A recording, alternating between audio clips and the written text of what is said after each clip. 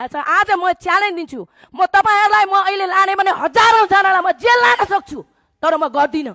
म एक पैसा पनि सरकारको मेरो नाममा म खर्च गर्न चाहन्न, तर म चुनौती दिन्छु। तपाई चाहनुहुन्छ भने वस्तुबाट बाहिर जानुभयो। तपाईले चाहनुहुन्छ भने मलाई अहिले यो नेशनल मलाई इन्टरनेशनल उ पनि भनेर भनेको छ, भालु पनि भनेको छ।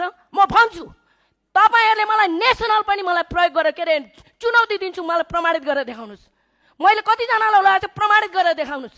नभए यसरी चाहिँ मान्छेलाई चाहिँ झुटो आरोप लगाउनु पाइँदैन। आज म यही सभामा बसेर म आफ्नो डिफेन्ड गर्दै छु।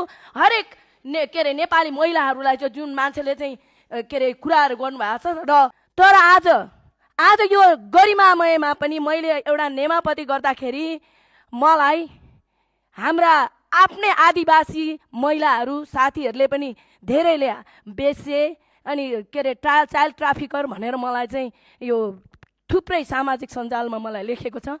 मलाई यति दुःख लागेको छ।